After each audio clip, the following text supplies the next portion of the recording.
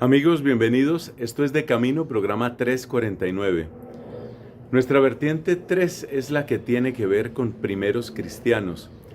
Y desde hace unos días estamos siguiendo la secuencia de las grandes persecuciones, muchas veces violentas, como la que vamos a mencionar hoy, aquellas persecuciones que soportaron nuestros hermanos en la fe en los primeros siglos. Para el programa de hoy debemos transportarnos a mediados del siglo III, cuando el emperador era un hombre llamado Decio. Fue de las persecuciones más violentas y también de las que dejó un saldo más favorable para la fe cristiana, porque el efecto que logró Decio en el fondo fue lo contrario de lo que quería. La gente, al ver el maltrato al que eran sometidos los cristianos, más bien entró en solidaridad con ellos y muchos se convirtieron. Así que la persecución de Decio aquí en De Camino. La persecución de Decio fue breve, pero extremadamente violenta. Decio fue emperador a mediados del siglo III de nuestra era, apenas por 2 años, entre el 249 y el 251. Lo mismo que otros emperadores, de los que hemos hablado, también Decio tenía como preocupación fundamental la restauración de la gloria romana. Esa era su gran preocupación. Restaurar la gloria del imperio. Y lo mismo que otros, por decir algo, recordemos a un Septimio Severo, para Decio, esta gloria del imperio estaba ligada al culto a los dioses tradicionales.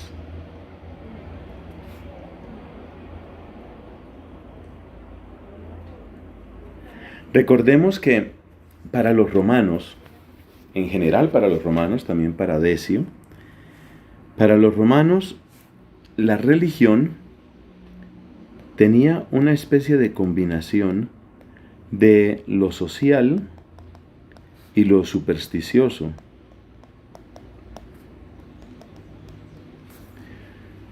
En cuanto a su aspecto social, la religión garantizaba un orden, una transición, una legitimidad, un lenguaje común. En cuanto al aspecto supersticioso, la religión servía como una especie de pacto con las fuerzas sobrenaturales. Los romanos no eran materialistas, los romanos creían en la existencia de un orden sobrenatural y por consiguiente el mantenerse en buenos términos con esas fuerzas que están más allá de las fuerzas humanas, esas fuerzas muy parecidas a la magia, muy parecidas a las energías de la nueva era, el estar en paz con esas fuerzas era garantía básicamente de seguridad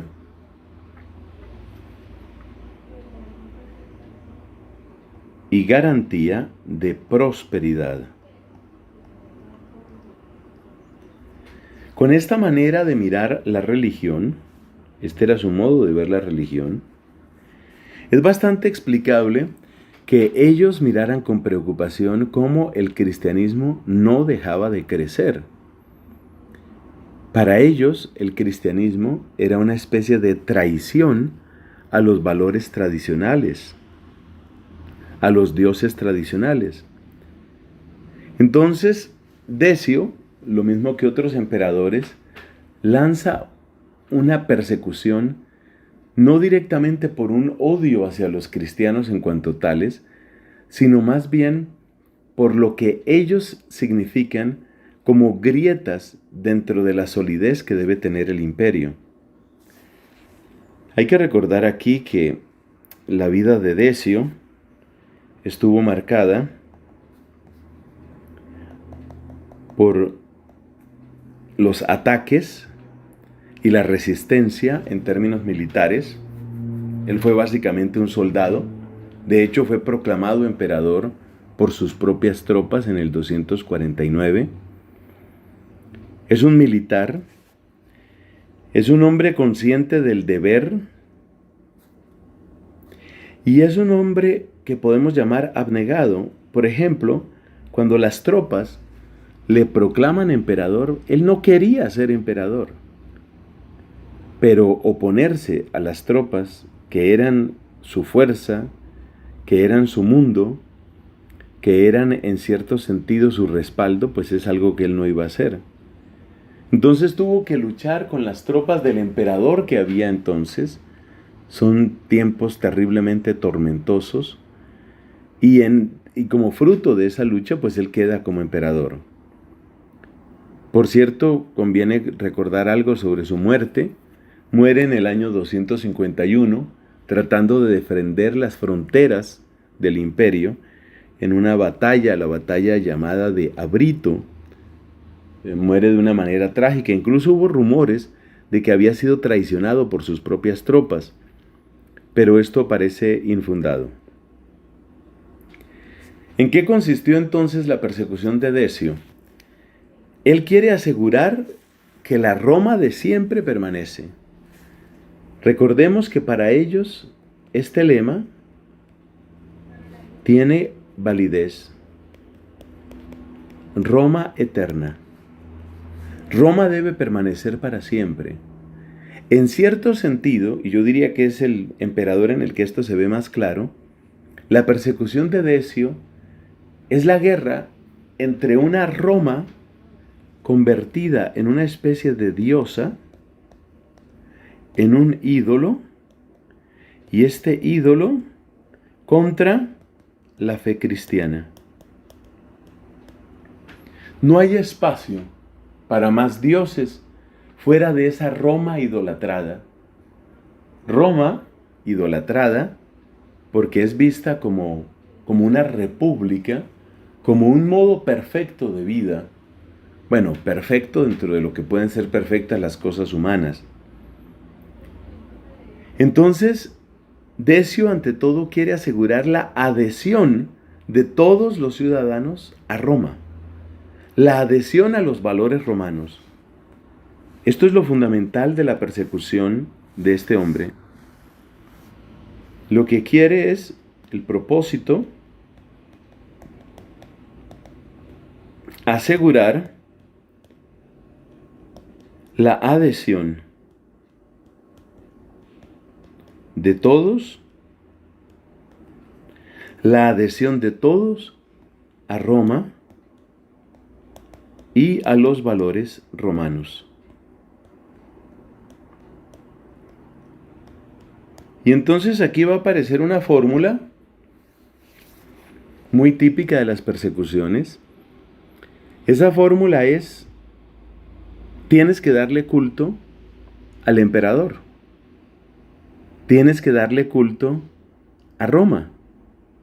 El emperador se convierte como en una especie de imagen de lo que es el imperio, y el emperador se hace presente en los distintos lugares a través de altares y en algunos casos a través de estatuas.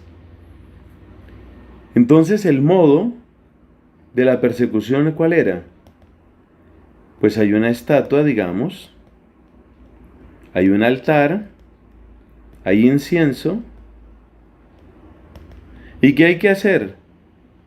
Ofrecer culto a la estatua. Era algo sencillo, pero que tenía graves consecuencias si la persona no lo hacía. El edicto de Decio manda que todo el mundo tiene que presentarse frente a la estatua, tiene que ofrecer unos granos de incienso, pero aquí viene algo importante. Quien lo hace recibe un libellus. Ese libellus equivale a lo que nosotros llamaríamos un certificado. Es decir, tú sí eres realmente romano, porque tú ofreciste incienso pidiendo por la buena salud del emperador, entonces tú sí eres romano. Los obispos cristianos protestaron. No valió. De hecho, esta es una de las ocasiones en que se recuerda el martirio de un papa. En tiempos de la persecución de Decio, fue martirizado el papa Fabián, como muchos otros clérigos, sacerdotes, diáconos y gente del común. Pero también hubo otros, y este dato es muy importante, hubo cristianos que compraron el certificado.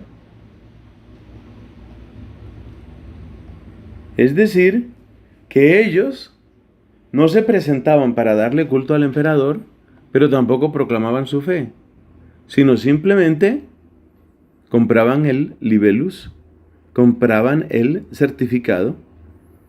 Si cualquier cosa, aquí está mi certificado. No es algo que ellos hubieran hecho, sino era un certificado comprado, valiéndose pues de la disposición al soborno de algunos funcionarios romanos. Pero eso significa que ellos se presentaban como traidores a la fe. A estos cristianos que se presentaron como traidores a la fe, luego se les conoció con el nombre de los lapsi. Lapsi quiere decir los caídos, los que fracasaron, los que cayeron en su fe. Y por eso a partir de la persecución de Decio va a ser gran controversia sobre qué hacer con los lapsi. Porque, por ejemplo, la persecución de Decio duró 2 años, se extendió mucho, llegó, por ejemplo, al norte de África, a Cartago. Pero la pregunta es, ¿terminó la persecución? Y por una parte tienes una cantidad de muertos, que son los mártires. Por otra parte tienes gente que fue torturada, pero que no murió, esos son los confesores. Y por otra parte tienes los lapsi. Entonces, si tú tienes mártires y tienes confesores, se llamaba confesores a los que habían sido torturados pero no habían muerto, y tienes lapsi, es decir, los que habían traicionado la fe, ¿cómo haces iglesia con ellos? Esta controversia fue muy dura y fue una de las consecuencias de la terrible persecución de Decio.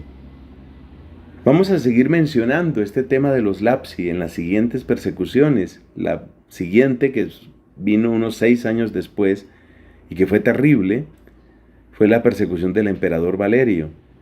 Y este tema de los lapsi va a seguir vivo, va a seguir funcionando, va a seguir como tema de discusión.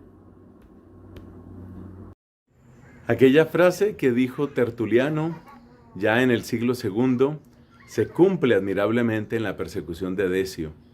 La sangre de los cristianos, la sangre de los mártires es semilla de nuevos cristianos. Esto es De Camino, bocados de conocimiento, para que tu fe no se muera de hambre.